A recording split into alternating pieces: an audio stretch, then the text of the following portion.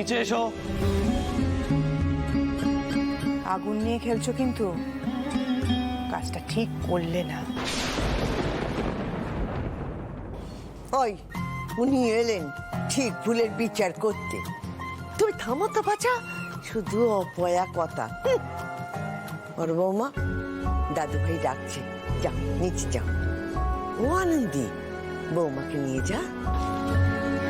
চলো কাকিমা, চলো চলো।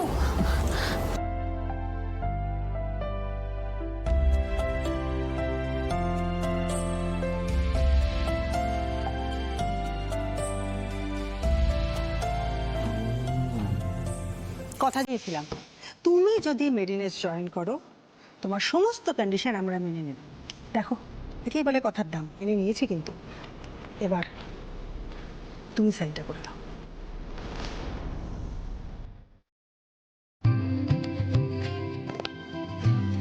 মায়ের এসো এসো এসো এসো না, একটা সই করতে হবে তোমাকে, এসো।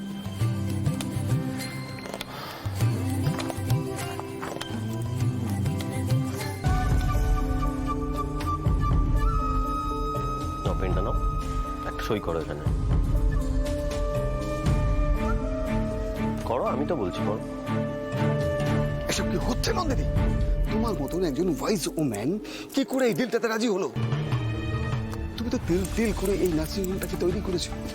ওরকম একটা অশিক্ষিত মহিলার কাছে আমি না ভাবতে পারছি না, ওটা অশিক্ষিত মহিলার অধীনে তোমাকে কাজ করতে হবে। জাস্ট জাস্ট ভাবতে পারছি না। রিল্যাক্স, লং টার্ম প্ল্যান অনেক সময় ভবিষ্যতের মুনাফার জন্য সাময়িকভাবে ছোট ছোট ক্ষতি মেনে নিতে হয়। আমিও তো মেনে নিচ্ছি, রিল্যাক্স।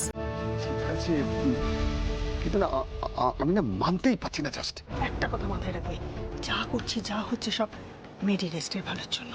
Yes.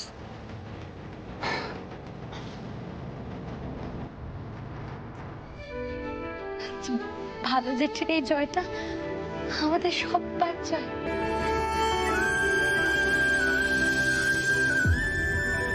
আমাদের হয়তো কেউ কোনোদিনও মুখ খোলেনি, বলো? একদম ঠিক বলেছ।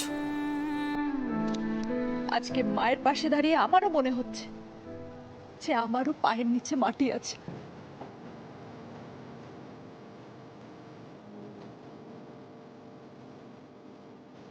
বি স্ট্রং, বি স্ট্রং না, বি স্ট্রং। এত ভেঙে পড়লে চলে? প্লিজ চোখের জলটা মোছো, মোছো চোখের জলটা। আর শোনো, কাল থেকে তুমি শুধুমাত্র অনিরুদ্ধ লাহিড়ীর স্ত্রী নও, তুমি ওনার বিজনেস পার্টনার। হ্যাঁ, এই মেডিনেস্টের নতুন মালকিন হলে তুমি, মনে রেখো কথাটা। হ্যাঁ, কাল না আমি আরো সকাল সকাল চলে আসবো, কেমন? কেন? পারে, কাকিমা কাল প্রথম দিন অফিসে যাচ্ছে, নিজের হাতে সাজিয়ে দেবো না? কোন শাড়ি পরে কাল অফিস যাবে সেসব কথা না ভেবে তিনি এখন ভেউ ভেউ করে কাঁদতে বসেছে। ও মামা, কাল তুমি ওই ঢাকাই জামদানিটা পরো। আচ্ছা আচ্ছা, সেসব হবে হবে, কিন্তু তার আগে একটা চুক্তি করতে হবে। চুক্তি? চুক্তি। আমার কি চুক্তি? এবার থেকে রান্নাঘরের ফোড়ন পাচনের সমস্ত হিসেব আমরা রাখবো। তুমি শুধু ডাটসে অফিসে গিয়ে নিজের কেবিনে চাকাওয়ালা চেয়ারে বসে মোটা মোটা সব ফাইলগুলো খসখস করে সই করবে, আর কিচ্ছু নিয়ে ভাববে না। ওই দেখো আবার তাকে ভয় দেখায়। কত কষ্টে আমি তার কান্না থামালাম, এখন হেসেল যাবে না শুনে আবার না কাঁদতে বসে। দেখেছো তো কাকিমা ঠাম্মি কি বলছে? এবার তো একটু হাসো, হাসো না।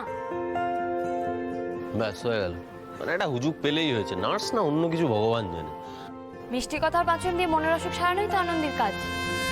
আপনার আছে নাকি? কি মনের অসুখ থাকলে বলবেন স্যার, সারিয়ে দেবো। সহ্য কর।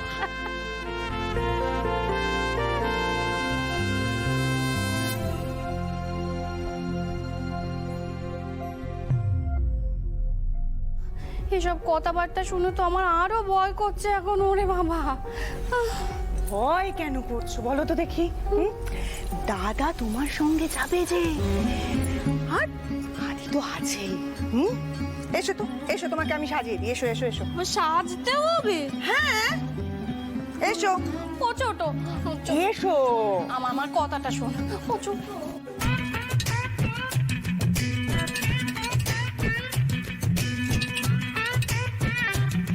এই কি হলো? আজকে সূর্য কোন দিকে উঠেছে বলো তো? দিদি ভাই, কাল থেকে মাকে দেখেছো তুমি? ভালো যেটি মালকিন হবে শুনে থেকে কিরকম মা তেলে বেগুনে জ্বলে উঠছিল, আর আজকে কিনা নিজে নিয়ে গেল সাজিয়ে আনবে বলে। ব্যাপারটা কি বলো তো? কি তনুশ্রী, এ তো ভালো কথা।